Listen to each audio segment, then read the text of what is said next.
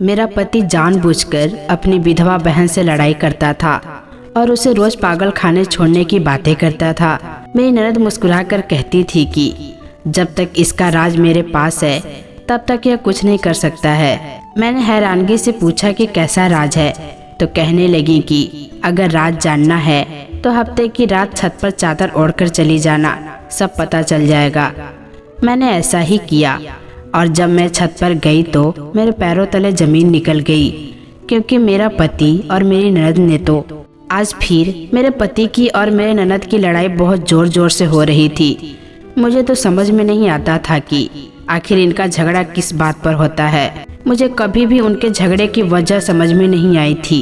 एक दिन में 2 बार उनकी लड़ाई होती ही होती थी और हर बार मेरा पति कमरे में आकर गुस्से में यही कहता था कि ये औरत पागल हो गई है, इसको तो मैं बहुत जल्द पागल खाने छोड़ दूंगा। मुझे हैरानी इस बात की होती थी कि यह दोनों बहन भाई आखिर क्या करना चाहते हैं। वो अपनी बहन को पागल क्यों कहता है और नफरत भरी नज़रों से क्यों देखता है, जो कि वो भी उसके सिवा इस दुनिया में और कोई भी नहीं है। मेरी ननद विधवा हो चुकी थी और ज़्यादातर वो हमारे साथ ही रहती थी, लेकिन शायद मेरे पति को यह पसंद नहीं था कि वो यहाँ पर हमारे साथ रहती हैं, इसीलिए आए दिन उन दोनों की लड़ाई होती रहती थी। हैरत वाली बात तो यह थी कि मुझे अभी तक उनकी लड़ाई की असलियत पता नहीं चली थी कि आखिर वो किस बात पर लड़ते हैं। मैंने कई बार अपने पति से पूछने की कोशिश की तो वो हमेशा यही कहता था कि छोड़ो, वो तो पागल हो चुकी है, बस किसी दिन मेरा दिल किया तो मैं उसे पागल खाने छोड़कर आ जाऊंगा। और जब कभी मैं अपने ननद से पूछती कि दीदी आप मुझे बता दो, आप बहन भाई में इतना ज़्यादा प्यार होता था, अब ऐसा क्या हुआ है कि आप दोनों एक दूसरे की शक्ल भी नहीं देखना चाहते हो और वो तो आपको पागल खाने छोड़ने की बातें भी करते हैं।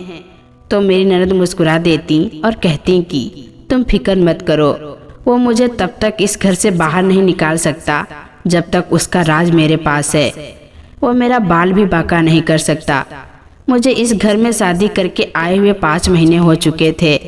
यह शादी मेरे माँ बाप की मर्जी से हुई थी। मैं शादी से पहले अपने पति और ननद को नहीं जानती थी। मेरी शादी तक तो वो शादीशुदा थी और अपने घर में खुश होकर रह रही थी। मेरे माँ बाप ने भी यही सोचकर शादी कर दी थी कि घर पर लड़का अकेला है और हमारी बेटी खुश रहेगी। मेरी मंगनी हो गई और फिर बहुत ही जल्दी शादी भी कर दी गई। शादी को भी 3 महीने बीत चुके थे कि मेरी ननद के सर पर दुख का पहाड़ ही टूट पड़ा था। उसका पति इस दुनिया को छोड़कर चला गया था और वो हमेशा के लिए विधवा होकर हमारे घर आ गई थी। शुरू में तो सब कुछ ठीक ठाक चल रहा था, लेकिन फिर धीरे धीरे मैंने नोट करना शुरू किया कि दोनों बहन भाइयों के बीच में नफरत बढ़ती जा रही है और उनमें छोटी छोटी लड़ाइयाँ भी होनी शुरू हो गई थी। पहले तो मुझे लगा कि शायद मेरा पति हमारी प्राइवेसी को लेकर डिस्टर्ब है और इसी वजह से उसे अपनी बहन का आना अच्छा नहीं लगा, लेकिन मैंने उसे यकीन दिलवाया कि मुझे तुम्हारे बहन के आने से कोई प्रॉब्लम नहीं है। वैसे भी वो जवान थी, हो सकता था कि कुछ टाइम बाद हम उसकी दूसरी शादी कर देते। अगर वो हमेशा के लिए भी यहाँ रहती तो मुझे कोई भी उससे प्रॉब्लम नहीं थी और यह बात मैंने साफ तौर पर अपने पति को भी बता दी थी। हालांकि मेरी माँ ने मुझे बहुत कुछ कहा था कि अगर तुम्हारे पति और तुम्हारी ननद के बीच में कोई झगड़ा हो रहे हो तो तुम इन झगड़े को बढ़ावा दो और इन बहन भाइयों के बीच में नफरत पैदा कर दो और उनके बीच रिश्ते कभी सही मत होने देना, ताकि वो बहुत जल्दी तुम्हारी ननद को इस घर से विदा कर दे। लेकिन मैं ऐसा नहीं करना चाहती थी, इसीलिए मैंने वही किया जो मुझे अच्छा लगा। मेरा ननद के साथ बहुत अच्छा रिश्ता था जो मैं हरगिज भी खराब नहीं करना चाहती थी। वो मुझे बहन की तरह ही प्यारी लगती थी, लेकिन दूसरी तरफ मुझे अपने पति का रवैया बिल्कुल भी समझ में नहीं आता था। उसकी बहन की फिक्र उसे होनी चाहिए थी, लेकिन वो तो ऐसे भूल गया था कि उसका कोई बहन भी है। जानबूझकर उसे लड़ाई के बहाने तलाश करता और फिर कमरे में आकर मुझे यही कहता कि अब तो मैं उसे पागल खाने छोड़कर ही आऊँगा। लेकिन मेरी ननद के कहने के मुताबिक जब तक उसके पास मेरे पति का राज है तब तक वो कुछ भी नहीं कर सकता था। शायद इसी राज की वजह से ही वो अब तक चुप बैठा था। मेरी आदत ऐसी नहीं थी कि मैं छुपकर उनकी बातें सुनती वरना तो अब तक शायद मुझे इस राज के बारे में कुछ न कुछ तो पता चल ही गया होता। मैंने सब कुछ सुनने से बेहतर समझा कि अपने ननद से ही पूछ लूं। तो वो कहने लगी कि सही और अच्छा मौका आने दो, मैं खुद तुम्हें सब कुछ सच सच बता दूंगी। दिन यूं ही तरीके से गुजरने लगे थे। मैं अपनी जिंदगी में खुश और ठीक थी। सिर्फ मुझे इन बहन भाइयों की परेशानी होती थी कि इनमें से दोबारा मोहब्बत कायम हो जाए, और इनके लिए मैं अपने तरीके से पूरी कोशिश करती रहती थी। लेकिन इन बहन भाइयों के बीच नफरत पहले से ज़्यादा खराब होते जा रहे थे। परेशान होकर मैंने अपने कोशिश को भी वही छोड़ दिया, क्योंकि अब मेरी तबीयत भी ठीक नहीं रहती थी।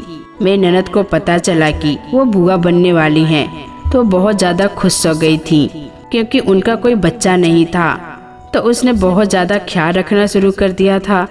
लेकिन जब मेरे पति को पता चला तो उसने साफ मना कर दिया कि वो मुझे और मेरे होने वाले बच्चे से दूर रहे और अपने काम से ही काम रखे, जिसका नतीजा यह निकला कि मुझे अब अपना ख्याल खुद ही रखना पड़ता और अपने काम भी खुद ही करने पड़ते थे। हमारा घर बहुत बड़ा था। उसके 2 पोर्शन थे। नीचे वाले पोर्शन में हम लोग रहते थे और दूसरे ऊपर वाले पोर्शन में मेरी ननद रहती थी। मेरे पति के माँ बाप तो पहले से ही मर चुके थे, लेकिन उन्होंने अपने ज़िंदगी में दोनों बहन भाइयों के लिए अलग अलग पोर्शन बनवा दिए थे, ताकि किसी के साथ गलत ना हो। एक दफ़ा ऐसा हुआ कि मैं अपनी माँ के घर पर थी और मैंने इरादा कर लिया कि मैं काफ़ी दिनों तक वहीं पर ही रहूँगी, लेकिन मुझे वहाँ पर सुकून नहीं मिला। तो मैंने सोचा कि अपने घर पर वापस चली जाती हूँ। इसीलिए मैं अपने पति को बिना बताए ही उसे सरप्राइज देने की नीयत से घर पर आ गई। मेरे पोर्शन को ताला लगा हुआ था, इसीलिए मुझे अपने ननद के पोर्शन में आना पड़ा। मैंने जब उसे बताया कि मेरा पति इस वक्त घर पर नहीं है, तो वो हंसते हुए कहने लगी कि वो घर पर ही है।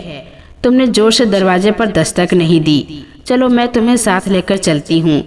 मुझे साथ लेकर आई और जोर जोर से दरवाजे को बजाने लगी। तो 1 मिनट के बाद ही दरवाज़ा खुल गया और मेरा पति का चेहरा नजर आया। वो मुझे देखकर काफ़ी घबरा सा गया था। मेरी ननद मेरे कान में कहने लगी कि देख लो, तुम्हारा पति तो तुम्हारे घर पर ही है। वो खुद तो चली गई, लेकिन मुझे अपने पति को देखकर कुछ शक हुआ कि वो इतना घबरा क्यों रहा है। अगर वो घर पर था तो उसने पहले दरवाज़ा क्यों नहीं खोला था। मैंने भी तो दरवाज़ा बहुत ज़ोर ज़ोर से बजाने की कोशिश करी थी। मैं कमरे में जाने लगी तो मेरे पति ने मुझे अंदर जाने से रोक दिया और कहने लगा कि अभी घर के अंदर मत जाओ। मैंने चौंक कर उसे देखा तो वो बात को संभालते हुए कहने लगा कि अंदर अभी छिपकली है और तुम तो डरती हो ना, तुम दूसरे कमरे में जाकर रेस्ट करो, मैं तब तक कमरे से कीड़ों का सफाया कर देता हूँ। मैं दूसरे कमरे में आ तो गई, लेकिन न जाने क्यों मेरे दिल को सुकून नहीं मिल रहा था। मुझे लग रहा था कि कोई न कोई तो बात जरूर है जो मेरा पति मुझसे छुपा रहा है। मैं शाम को अपने पति से चोरी अपने ननद के पास गई और उनसे पूछा कि अब तो मुझे वो राज बता दो जो राज तुम्हारे पास है मेरे पति का, क्योंकि अब तो मुझे भी लगने लगा है कि जरूर कुछ न कुछ तो गड़बड़ है और वो मुझसे कुछ छुपा रहा है। मेरी ननद कहने लगी कि अगर तुम इस राज को जानना चाहती हो तो हफ्ते के रात में चादर ओढ़कर छत पर चली जाना, तुम्हें सारी हकीकत का मालूम हो जाएगा। मैं बेचैनी से हफ्ते की रात का इंतजार करने लगी। 3 दिन के बाद हफ्ते की रात आ ही गई थी और उस रात मैंने रोज के मुताबिक दूध नहीं पिया था, क्योंकि मेरी ननद ने पहले से ही मना कर दिया। आधी रात के वक्त मुझे मेरी ननद का मैसेज आया और उसने मुझे कहा कि तुम अपने पति का राज जानना चाहती हो तो छत पर चली जाओ। मैंने जल्दी से अपना चेहरा छुपाया और भागते हुए छत की तरफ बढ़ गई। मेरे दिल में तरह तरह के ख्याल आ रहे थे कि न जाने ऐसा कौन सा राज है जिसकी वजह से मुझे छत पर इस तरीके से जाना पड़ रहा है। भगवान करे कि सब ठीक हो। मैं छत पर गई तो सामने का मंजर देखकर मेरे रोंगटे खड़े हो गए। मैंने कभी सपने में भी नहीं सोचा था कि मुझे कभी कुछ ऐसा देखने को मिलेगा। छत पर तो मेरा पति मौजूद था ही, लेकिन वहाँ पर एक और लड़की मौजूद थी। उससे पहले कि मैं उससे बेकाबू होकर आगे बढ़ती और उन दोनों को रंगे हाथ पकड़ती, किसी ने मुझे बालों से पकड़कर पीछे खींच लिया। मैंने पीछे मुड़कर देखा तो मेरी ननद पीछे खड़ी थी। कहने लगी कि अभी यह सही वक्त नहीं है, अभी तुम सिर्फ इन पर नज़र रखो। मुझे किसी भी हालत में चैन नहीं मिल रहा था। अपने पति को अपनी आंखों से किसी दूसरी लड़की के साथ देखना मेरे लिए बहुत ही बड़ी बात थी और मैं चाहती थी कि मैं इन दोनों को इसी वक्त रंगे हाथ पकड़कर उनका खूब ज़्यादा बेइज्जती करूं। इससे पहले कि मैं अपने इरादे को अंजाम देती, मेरी ननद मुझे बाजू से पकड़कर वापस लेकर आ गई और कहने लगी कि तुम्हारे पति का दूसरे लड़कियों से चक्कर चलता है और वो अभी तक मेरे सामने इसीलिए दबा रहता है क्योंकि वो जानता है कि मैं उसके बारे में सब कुछ मालूम कर चुकी हूँ। अगर उसे पता चल गया कि तुम भी उसके बारे में जान चुकी हो तो फिर उसे कोई खौफ नहीं रहेगा। जब तुम्हारा बच्चा पैदा हो जाएगा तो तुम्हारे पति का रवैया तुमसे बदल जाएगा। मैंने उस लड़की का चेहरा देख लिया था और सोच लिया था कि मैं इसके बारे में मालूम करके उसको सबक सिखाकर ही रहूंगी। उसकी हिम्मत कैसे हुई कि वो मेरे शादीशुदा पति पर डोरे डाले। मैं अपने कमरे में आकर लेट गई। आधे घंटे के बाद मेरा पति भी आ गया और जब मैंने उनसे पूछा कि तुम कहाँ पर थे तो वो घबरा गया और बात टालते हुए कहने लगा कि मेरा दिल घबरा रहा था तो मैं ताज़ी हवा खाने के लिए छत पर चला गया था। उसने मुझे नहीं बताया था। इसका मतलब यह था कि वाकई में उसका लड़कियों के साथ चक्कर चल रहा था। फिलहाल मैंने अपने पति को बातों ही बातों में जता दिया था अगर उसका किसी लड़की के साथ चक्कर हुआ तो मैं उसे माफ़ नहीं करूँगी। उसका यह फायदा निकला कि अगले हफ्ते के लास्ट में वो छत पर नहीं गया और कमरे में ही रुका रहा। अब तो उसकी अपनी बहन के साथ लड़ाइयाँ भी कम हो चुकी थी, बल्कि ना होने के बराबर हो चुकी थी। उन दोनों ने काफ़ी टाइम से एक दूसरे से बोलना ही छोड़ रखा था। फिर एक दिन एक हैरत वाला मंजर मुझे देखने को मिला। इन दोनों बहन भाई के बीच में न जाने कब और कैसे सुलह हो गई थी। यह बहुत ज़्यादा चौंकाने वाली बात थी। पहले तो एक दूसरे की शक्ल भी नहीं देखना चाहते थे। खैर ये इन दोनों बहन भाइयों की आपस की बात थी और जब मैं कॉल करके अपने मम्मी को इस बारे में बताया तो मम्मी मुझे कहने लगी कि तुम्हें उन पर नज़र रखना चाहिए और तुम्हें पता करना चाहिए कि पहले इन दोनों के बीच में क्या चल रहा था और अब क्या चल रहा है। ऐसा ना हो कि तुम्हारी बेवकूफ़ी में तुम्हारा कोई नुकसान हो जाए। मम्मी की बात में दम था, इसीलिए मैंने दोनों पर नज़र रखनी शुरू कर दी थी। कभी कभी मुझे लगता कि यह दोनों सचमुच में सुलह करके एक दूसरे से पिछली बातों को माफ करके गले मिल चुके हैं, लेकिन फिर दूसरे ही तरफ मुझे लगता कि यह दोनों सिर्फ दिखावा कर रहे हैं, वरना अंदर से यह अभी भी एक दूसरे के खिलाफ और नफरत करते हैं। उसी दिन मुझे बाजार में अपने बच्चों के लिए कुछ ज़रूरी शॉपिंग करनी थी और मेरी ननद घर पर नहीं थी, तो मैं मजबूरी में ही अकेले बाजार चली गई। मैंने अपने ननद को फ़ोन करके पूछा कि वो कहाँ पर हैं, तो उसने यही कहा था कि वो किसी ज़रूरी काम से बाहर निकली हुई है। लेकिन उसका ज़रूरी काम मुझे बाजार जाकर अच्छी तरह से पता चल गया जब मैं उसके और उसके भाई को यानी अपने पति को उस लड़की के साथ देखा जो मुझे अपने पति के साथ छत पर नजर आई थी। वो तीनों एक मॉल में इकट्ठे बैठकर खाना खा रहे थे। मैं भी अपना चेहरा ढककर पीछे वाले टेबल पर जाकर बैठ गई थी ताकि उनके बातें सुन सकूं। मेरे जाने के 5 मिनट बाद ही वो लड़की उठकर वहाँ से चली गई, लेकिन मैं इन दोनों की काफ़ी बातें सुन ली थी। मेरी ननद मेरे पति से कह रही थी कि मैंने तुम्हारी बीबी को अब तक तुम्हारे किसी राज के बारे में नहीं बताया है और अब मैं तुमसे यही चाहती हूँ कि तुम जितना मेरा हिस्सा बनता है उतना ही मुझे दे दो। एक भी ज़्यादा मत देना और ना ही कम। तुम सारा हिस्सा अकेले नहीं ले सकते हो। मेरा पति कहने लगा कि ठीक है, मैं समझ गया हूँ, मैं तुम्हारे हिस्से की पूरी रकम दे दूंगा। मैं तो शुक्र करता हूँ कि तुम मेरी सगी बहन नहीं हो, वरना तुम जैसी लालची लड़की तो किसी की बहन ना हो। उन दोनों की बातें तो पहले मुझे समझ में नहीं आई थी कि वो एक दूसरे से किस हिस्से के बारे में बात कर रहे हैं, लेकिन यह सुनकर कि वो एक दूसरे के सगे भाई बहन नहीं हैं, मेरे तो कदमों तले जमीन निकल गई थी। यह वो क्या कह रहा था और क्या इन लोगों ने मिलकर मुझे इन धोखे में रखा हुआ था। लेकिन मुझे इन धोखा में लेने का क्या मकसद हो सकता था? ये लोग मुझसे ऐसा क्या हासिल करना चाहते थे? मेरे पास तो कोई बैंक बैलेंस या कोई प्रॉपर्टी नहीं थी जिसको बेचकर वो आपस में आधी आधी कर लेते। मैं तो एक गरीब घर से आई थी और ना ही मैं अपने साथ लाखों करोड़ों का जहाज लेकर आई थी। तो फिर यह किस लड़की को बेवकूफ़ बनाने की बातें कर रहे थे? कहीं इस लड़की को तो नहीं जो अभी यहाँ से उठकर गई है? आखिर वो भी तो थोड़ी देर पहले इनके पास बैठी गेम प्लान का डिस्कस कर रही थी। और यह लड़की कौन थी और इन लोगों के साथ क्या कर रही थी और इनका उसके साथ क्या रिश्ता है? यह सवाल मुझे चैन नहीं लेने दे रहे थे और जब तक मुझे पता नहीं चल जाता तब तक मुझे सुकून नहीं मिलने वाला था।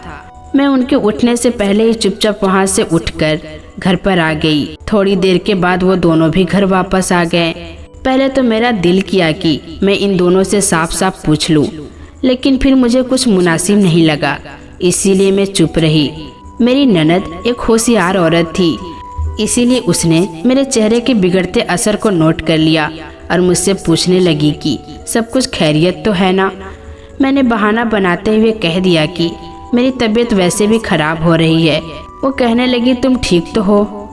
मुझे ऐसा लगने लगा था कि मेरी ननद भी यही चाहती थी कि मैं घर से निकल जाऊं और वो अपने भाई की दूसरी शादी उस लड़की से करवा देंगी। अगर ऐसा ना होता तो वो उसे हंसकर बातें क्यों कर रही थी? पहले तो उसने अपने भाई से रिश्ते खराब कर रखे थे और इसीलिए मुझे उसके चक्कर के बारे में भी बता दिया था। और जब इन दोनों की सुलह हो गई है तो वो अपने ही भाई का साथ देने लगी थी। मुझे कुछ भी करके अपना घर बचाना था, इसीलिए मैंने सबसे पहले तो उस लड़की को ढूंढना था ताकि मैं उसको अपने पति से दूर रख सकूं। कुछ दिनों के बाद मैंने फिर से दोनों बहन भाई को बाहर जाते हुए देखा। मुझे शक हो गया और मेरे दिमाग में आया कि जरूर वो उस लड़की से मिलने जा रहे होंगे। मैं भी उनके पीछे पीछे जाने लगी थी कि आज मैं उन दोनों का पता करके ही रहूंगी। आखिर इनके बीच में क्या चल रहा है? पिछली बार तो मुझे ऐसा लगा था कि वो लड़की जैसे बहुत ज़्यादा होशियार होगी, लेकिन जैसे ही मैंने उस लड़की के साथ दोनों को देखा तो मुझे हैरत का झटका लगा कि वो लड़की तो रो रही थी और इन दोनों के सामने हाथ जोड़कर कुछ कह रही थी। मुझे उतनी दूर से बातों की आवाज़ नहीं आई थी, लेकिन यह मेरे लिए काफ़ी हैरान कर देने वाली बात थी कि आज वो लड़की इन लोगों के आगे गिड़गिड़ा क्यों रही है और हाथ क्यों जोड़ रही है?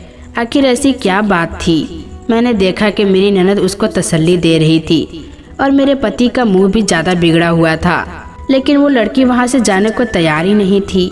अब मुझे नहीं लग रहा था कि उस लड़की का मेरे पति से कोई रिश्ता होगा, या फिर ऐसा भी हो सकता है कि क्या पता मेरे पति ने उस लड़की को धोखा दे दिया हो और उसके साथ नाजायज संबंध बनाया हो और अब उसे छोड़ने की बातें कर रहा हो। अब मैं और ज़्यादा सोच सोचकर अपनी तबीयत खराब नहीं करना चाहती थी। मेरे सब्र का घड़ा भर चुका था, इसीलिए मैंने सोचा कि मुझे इन दोनों के पास जाकर सीधा पूछ ही लेना चाहिए कि आखिर मामला क्या है। मैं जल्दी से आगे बढ़ गई और उनके पास पहुंच गई। मुझे वहां पर देखकर मेरे पति और मेरे ननद के रंग उतर गए थे।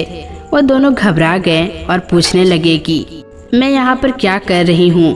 मैंने उस लड़की को गौर से देखते हुए कहा कि अच्छा है कि तुम मेरे पति के साथ चक्कर चला रही हो।